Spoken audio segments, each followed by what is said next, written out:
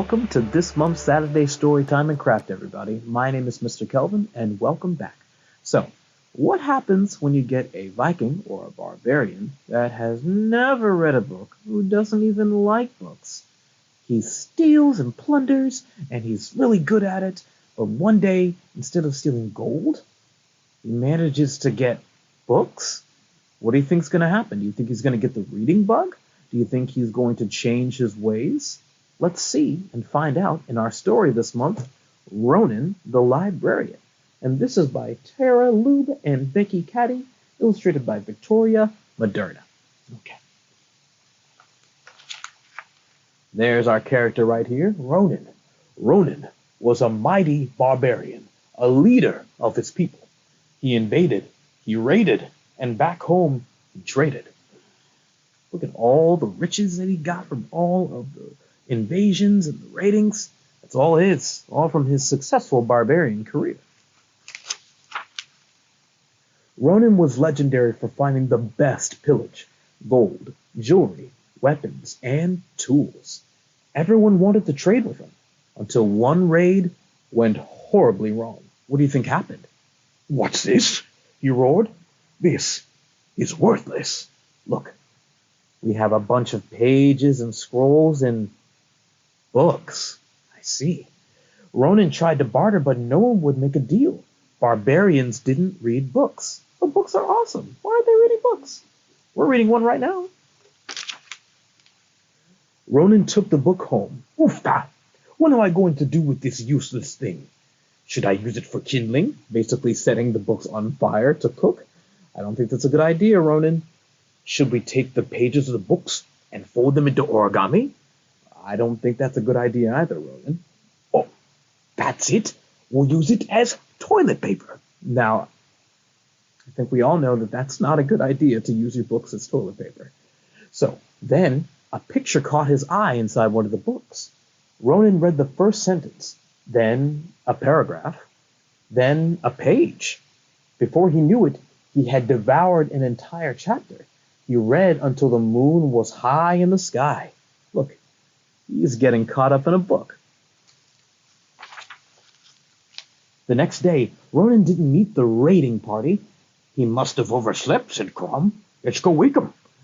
"Ronan, you dunga, what are you doing?" asked Gunnar. "I'm reading," Ronan said. "This book is epic. Do you want to borrow it?" "Have you gone berserk? Barbarians don't read. We raid," said Helgi. But Ronan seems very, very happy reading his book. Maybe he'll get his friends to come along with the reading adventure too. His friends were right, though. Ronan tucked the book away and went raiding, as barbarians do, like a good barbarian. But he couldn't stop thinking about the book, and when the raid was over, he charged home and read straight through the end of the book. He was that excited to get back to reading. That's pretty good.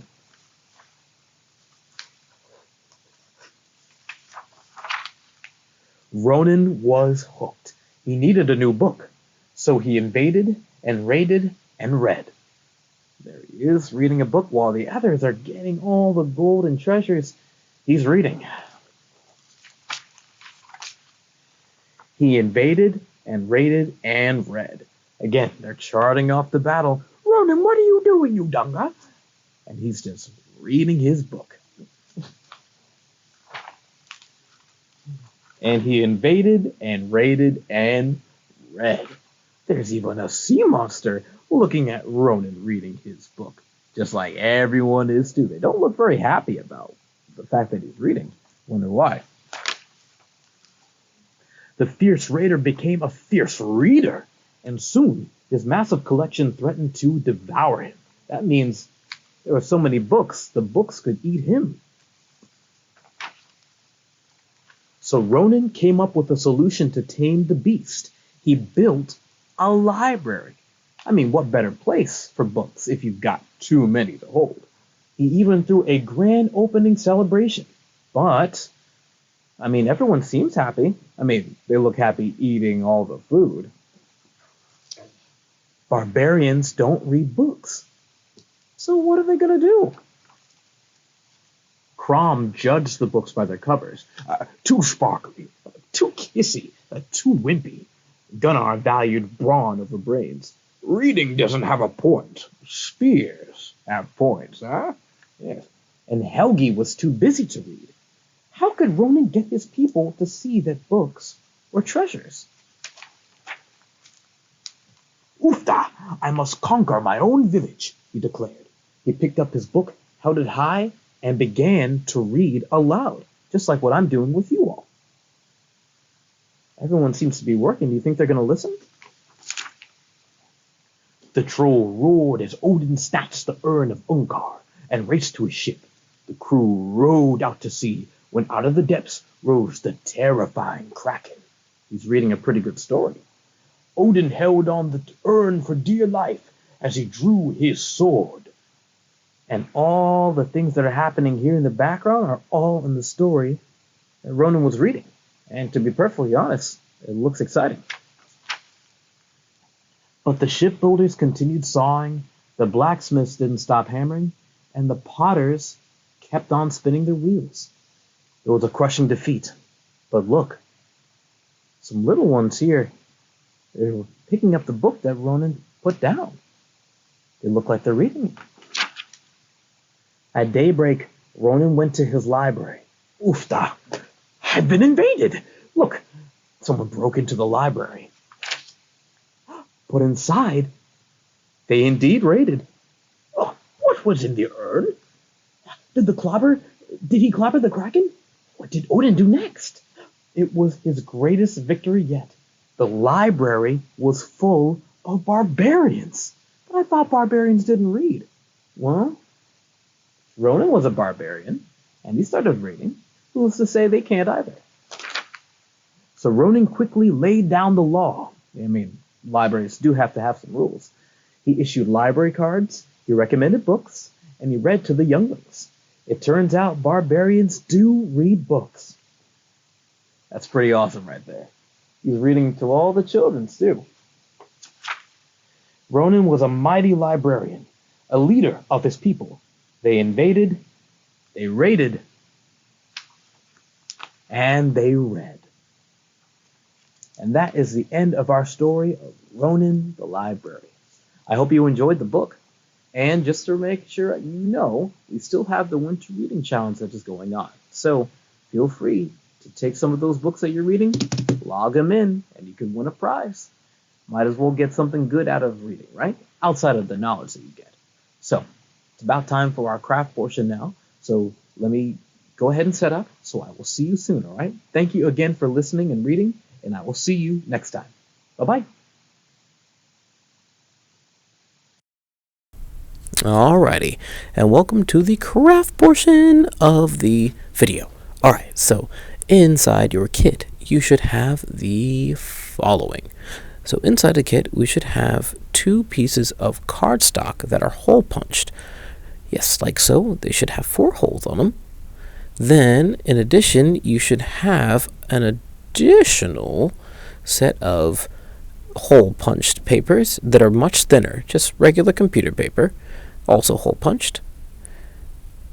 Then, in addition, we are going to be having a little bit of pipe cleaners. They're small. I want you to all be careful, okay? So, like, the edge of these pipe cleaners are a little bit sharp, okay? So you definitely don't want to poke yourself. So be careful when we're using these, all right? And then, lastly, but not least, we have our watercolor palette with the brush inside. Don't forget to get your water and your paper towels, or paper towel, napkins, whatever, and then we should be able to be good. Alrighty, bye-bye. Alrighty, so our craft for this month is actually going to be making a book, or a small book, for Ronan's library. So the first part of this is we got to design a book cover. So you can take this time to design anything that you'd like. You could make it like a superhero book where you can draw your own superhero. You can make it about like nature. So like what I'm going to be doing is I'm going to be making a nature scene and such. But you don't have to follow what I'm doing. You can definitely do whatever you'd like. But this is exactly what I'm doing. One of the things that you saw in the book is one of the characters was judging a book by their cover. Now, I know that one of the things that we try to make sure we all understand, especially as we continue interacting with people and things that we are not familiar with, it's to be careful to judge a book by their cover. However, it is to be said that most picture books and most books are more successful if they have like a very strong cover and such. Sometimes a strong cover leads you to be picking up a book. And even though it's like, yes, it is a judgment of like what you see on the cover, it doesn't necessarily mean it's bad. It's just helping you make the decision, you know? So make a cover that you're happy with. Make a cover that's like you're proud of. Make a cover that if you saw it on the shelf, maybe you would like to pick it up. Maybe. But yeah, that's all. So have fun, and I will see you at the next portion. All right. Alrighty, so for our next part, we're actually going to make our book now. So this is my finished cover and such. If you'd like, you can also get like pen or crayons or markers, and you could add like a title on the page. But so first things first, I want you to grab your loose leaf pieces of paper with the holes, the floppy ones, and then I want you to stick it underneath the cover that you've created, like so. Make sure the holes are lined up correctly. One of the things that I found was just like, wait a second, why isn't this working? Make sure the papers are all stacked up nice and neat. Try to line up the holes. If they look a little odd, flip the page or flip the papers, and then it should work. So I think I do that actually. Let me see if I do it. I'm like recording this after I actually did it, so I'm curious as to what I do, because the holes are not aligned nicely. Do I flip it? I do! I flip it, and it's magically working a lot better. So I'll show you right here. See, all the holes are aligned. Very good. Now, the next thing, get the last bit of cardstock. Oh yeah, by the way, the holes are for the pipe cleaner, but we're going to get to that. So our cardstock, yes, then we're going to put that behind all of the papers, and we're going to sandwich the papers in the cardstock, like so. We're going to make sure we stack the papers nice and neat, just to make sure that all the holes are visible and such.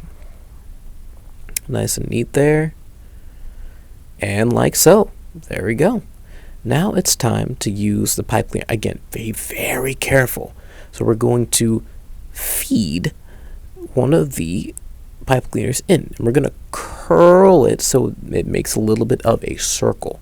Be careful not to pinch yourself. And one of the things that I did to do is I like to twist a little bit. Like so.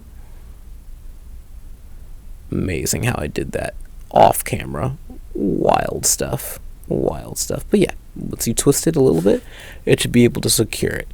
Now the other ones, I wouldn't recommend like doing like a tight twist where like the pipe cleaner kind of sticks up. We want to make sure that the pipe cleaners are round enough and smooth enough that you're actually able to flip your book.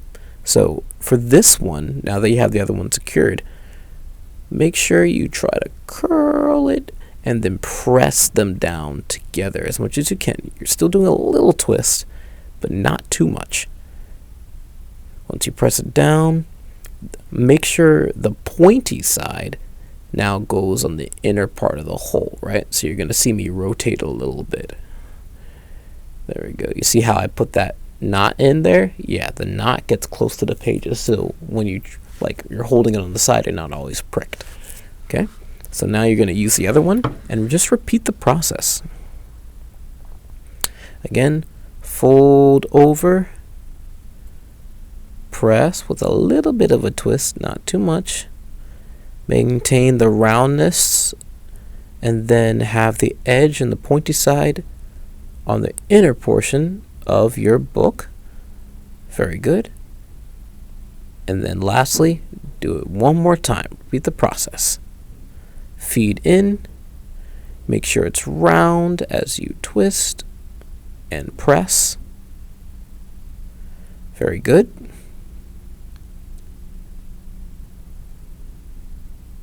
And then with that pokey side, make sure you have it on the inner side. And with that, we have our book. Yes, you can open it up and you can test to see if it flips. Now, you have a book. Now you have to fill it with words or pictures and stuff. So get your own, like your pencils and your markers. Make your own story and make sure you sign your name. You're the author. But well done, everybody, and I'll see you next month. Bye now.